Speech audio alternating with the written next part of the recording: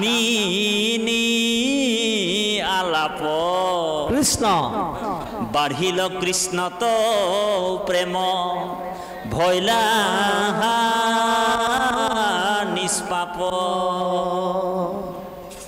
যেন কামাতুৰ নেৰৈ কামিনী আলাপ ধৰি লওক এই যে যিসকল নাৰীৰ চৰ্চা কৰি থাকে কামাতুৰ সকল দুইজন যদি লগ হৈ যায় কামাতুৰ দুইজনে এইজনেও নাৰীৰ চৰ্চা কৰি ভাল পায় ইজনেও নাৰীৰ চৰ্চা কৰি ভাল পায় দুইজন একলগ হৈ গ'ল কি পাতিব বাৰু দিনে ৰাতিয়ে তেওঁৰ মানে আইগৰাকী বৰ সুন্দৰ দে তেওঁৰ আইগৰাকী আমুক ধুনীয়া তামুক ধুনীয়া অকল নাৰীৰ চৰ্চা কৰোঁতে কৰোঁতে তেওঁলোকৰ দিন ৰাতি পাৰ হৈ যায় কিন্তু দুইজন ভকত যদি লগ হৈ যায় কি পাতিব বাৰু হা কৃষ্ণ কথা সেইকাৰণে হেৰিক কৈছে শুকগুৰু যেন কামাতুৰ নেৰৈ কামিনী আলাপ বাঢ়িল কৃষ্ণত প্ৰেম ভৈলা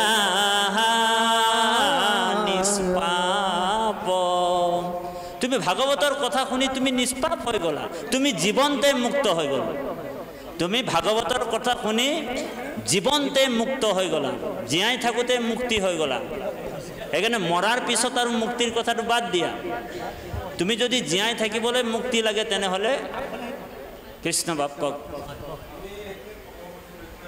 হয় কৃষ্ণ কৃষ্ণ এতিয়া আমি 5 মিনিট সময় আকৌ পাঠৰ মাজত সোমাই যাম তাৰপিছত আকৌ আমি পাঠ ভিত্তিত অকণমান আলোচনা কৰিম জয় গুৰু শংকৰ কৃষ্ণ গৰম পানী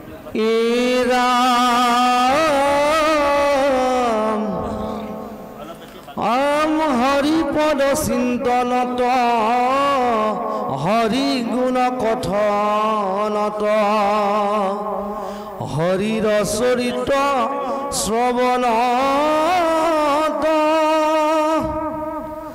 অযতে কয় আনন্দ আছে ভজিলে জানিবা পাছে কিবা তাৰ কহিব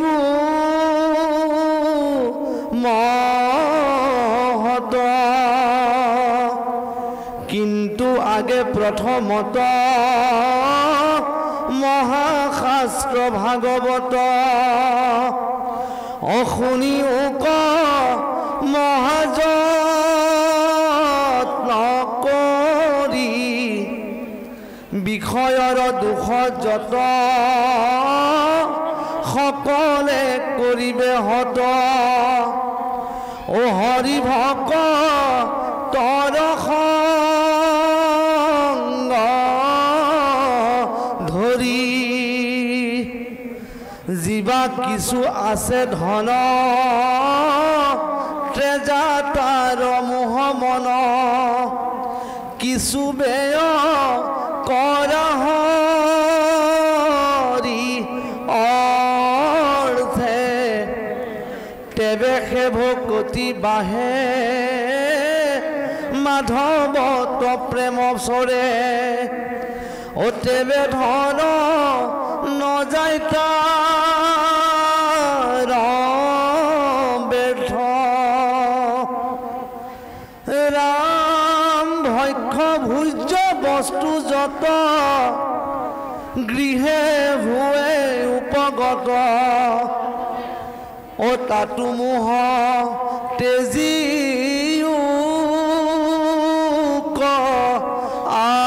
আতি মাধৱত নিবেদিয়া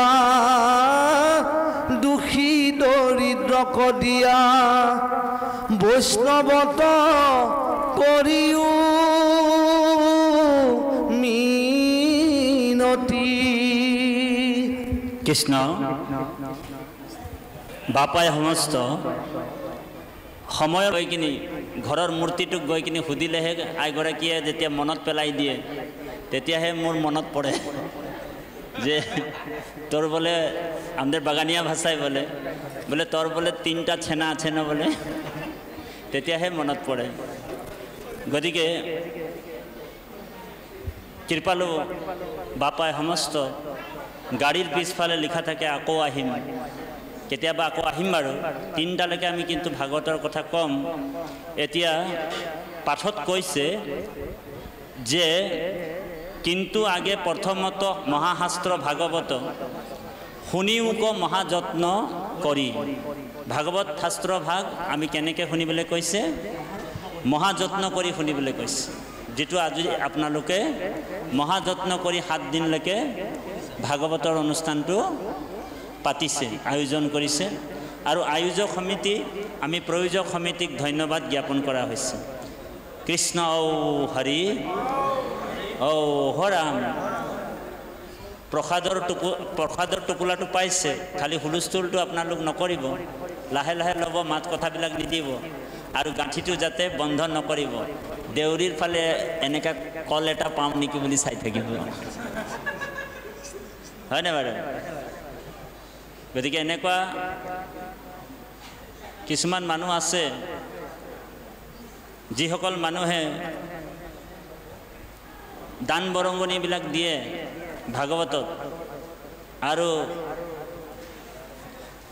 দান দিয়াৰ পিছতো মানুহবিলাকৰ আগত গাই ফুৰে যে মই ভাগৱতৰ নামত 5,000 টকা দিলোঁ,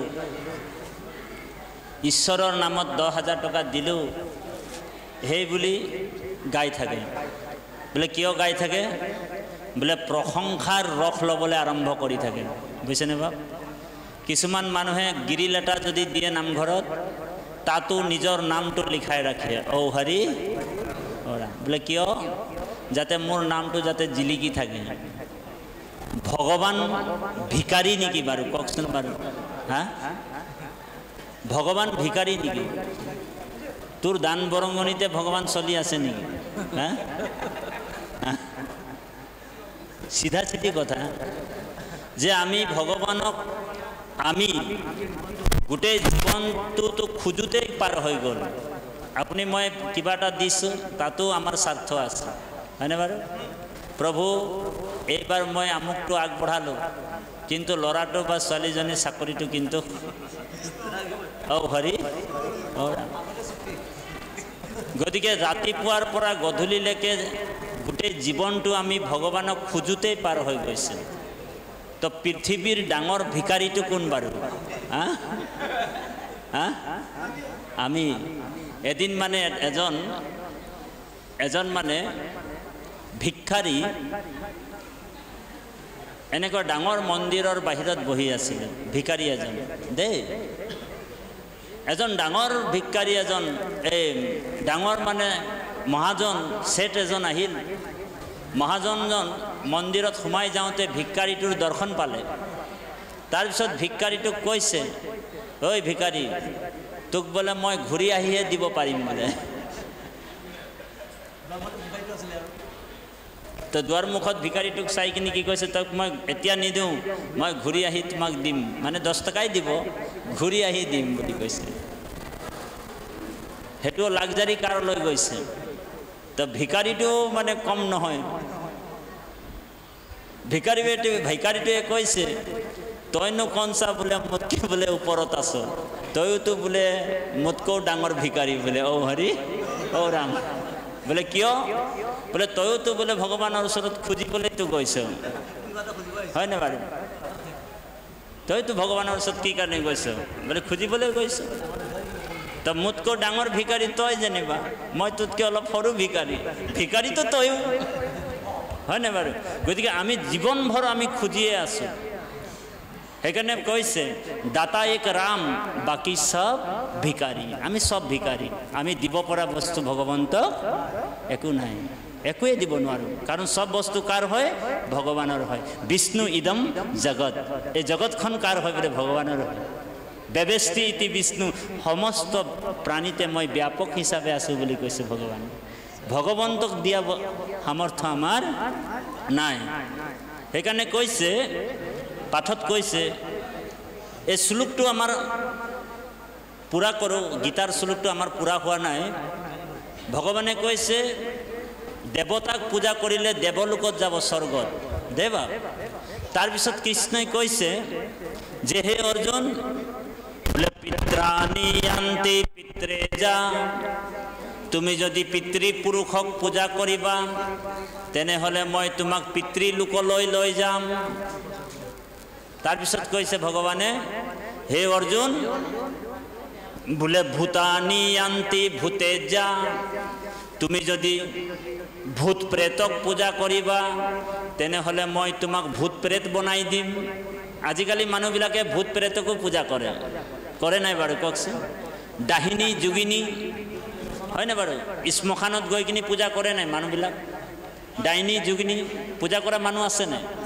হা, ডাহিনী যোগিনী কৰে নাই? তো ভগৱান কৃষ্ণই কৈছে, হে অৰ্জুন বোলে ভূতানি আন্তি ভূতে যা তুমি যদি ভূত প্ৰেতক পূজা কৰিবা তেনেহলে মই তোমাক ভূত প্ৰেত বনাই দিম। আৰু যেতিয়া তুমি ভূত প্ৰেত হৈ যাবা তেতিয়া মই তোমাক কৈলাশত লৈ যাম। তাত তোমালোকৰ লিডাৰটো কোন হ'ব? দেৱাদিদেৱ মহাদেৱ। আৰু তাত তুমি বোলে মহাদেৱৰ আগত বোলে ভূত প্ৰেত হৈ ডান্স মাৰি থাকিবা, বুজিছেনে? যিমান ডাহিনী যোগিনী সব ভূত প্ৰেত কাৰ হয় বোলে? অনুচৰ, শিৱৰ অনুচৰ। সেইকাৰণে ভগৱানে কৈছে, হে অৰ্জুন মদজাজিনু আপি মামো তুমি যদি মোকে সেৱা কৰা, মোকে পূজা কৰা তেনেহলে মই তোমাক মোৰ পৰম ধামলৈ লৈ যাম। হয়নে বাৰু? সেইকাৰণে ভকতে কেতিয়াও ডাহিনী যোগিনী তন্ত্ৰ মন্ত্ৰ ভূত প্ৰেত তাবিজ টুনকা এইবিলাকত বিশ্বাস নকৰে। আপোনালোকে কেনেবাকে এতিয়া তাবিজ চাবিজ পিন্ধি আছে নেকি বাৰু? হা, আঙুলিত আঙুঠি চাঙুঠি আছে নেকি? হা হা, তেনেহলে ৰাম নাম কৃষ্ণ নাম নুশুনিলেও হ'ব। আমাৰ মানুহবিলাকে বহুতে অন্ধবিশ্বাসত এতিয়াও সোমাই আছে। বৰ গুৰুত্বপূৰ্ণ কথা দেই। আজিকালি মানুহবিলাকৰ ইয়াত এটা তাবিজ, নাম ধৰ্মত থাকিলেও তাবিজ। আমি অন্ধবিশ্বাসত এতিয়া থাকিব নালাগে। আমি ৰামকৃষ্ণ নাম অভেদ কবচ হিচাপে পিন্ধিব লাগিব। আপোনাক ৰামকৃষ্ণ যেতিয়া অভেদ কবচ হিচাপে পিন্ধিল, বেলেগকৈ আৰু আপোনাক তাবিজ লোৱাৰ প্ৰয়োজন নাই। যেনেকৈ ভক্ত প্ৰহ্লাদে ৰামকৃষ্ণটো অভেদ কবচ হিচাপে লৈছিলে, বুজিছেনে বা দেই? তেওঁ খাওঁতে ৰাম, বহোঁতে ৰাম, পিন্ধোতে ৰাম। আৰু ভক্ত প্ৰহ্লাদক হিৰণ্যকশিপুৰ নানান দুৰ্গতি দিলা, বহুত দুৰ্গতি দিলে। 100টা হাতীৰে গছকালে 7 বছৰৰ শিশুক পৰ্বতৰ পৰা পেলাই দিলে, পাহাৰৰ পৰা। সৰ্প ধ্বংসন কৰালে, হয়নে? সৰ্প ধ্বংসন কৰালে, গৰম তেলত সিজালে, তথাপিও তেওঁৰ লোম এটাও লৰাব নোৱাৰিলে। কি কাৰণে? হৰিৰ নামৰ প্ৰভাৱে তাৰ লোম নলৰিলা বুলি কৈছে। তেনেকুৱা সুদৃঢ় বিশ্বাস আমাৰ হ'ব লাগিব ভগৱানৰ প্ৰতি। কিন্তু আমি বিশ্বাস 3 প্ৰকাৰ, অকল বিশ্বাস, দৃঢ় বিশ্বাস আৰু সুদৃঢ় বিশ্বাস। কিন্তু আমি 4 নম্বৰ বিশ্বাসটোত এতিয়া আছো বোলে অন্ধ বিশ্বাস, হয়নে বাৰু? অন্ধবিশ্বাসত আছো। এই অন্ধবিশ্বাসৰ পৰা আমি আঁতৰিব লাগিব। কেইদিনমানৰ আগত আপোনালোক জানে গহপুৰত 2টা বগা ঘোঁৰা ওলাইছিলে। গহপুৰত বগা ঘোঁৰা 2টামান ওলাইছিলে। আইসকলে সব মিলি সেই গহপুৰৰ বগা ঘোঁৰা 2টাক সেন্দুৰ সেন্দুৰ লগাই ৰঙা কৰি দিলে। চেলেং গামোচা পিন্ধাই কি কৈছিলে বোলে, ডাঙৰীয়া আহিছে, আঁতৰি দিয়ক, আঁতৰি দিয়ক, আঁতৰি দিয়ক, ডাঙৰীয়া আহিছে। তেতিয়া আমাৰ মুছলমান ভাই এজনৰ আছিলে ঘোঁৰা 2টা, গৈ কিনি কৈছে বোলে এইটোতো মোৰ ঘোঁৰা আছিলে, বোলে তহঁতি বোলে কি কৰিলি? বোলে এইটো ডাঙৰীয়া চাঙৰীয়া একো নহয়, হয়নে বাৰু? মমিন ককাইৰ ঘোঁৰা আছিল, আপোনালোক পাইছে ফেচবুকত। তো ইমানেই অন্ধবিশ্বাস। বোলে কিহৰ কাৰণে হৈছে? কাৰণ ভাগৱত শ্ৰৱণ নকৰে আৰু গুৰুৰ অভাৱ। গুৰুৰ অভাৱ। বোলে অসমৰ গুৰু বোলে আমাৰ গৃহতে আছে, অন্ধলাই নেদেখিলোঁ তাক বুলি লক্ষ্মীনাথ বেজবৰুৱাই কৈছে। সেইকাৰণে গুৰু নথকাৰ কাৰণে আজি তেনে লোকৰ তেনে অৱস্থা হৈছে।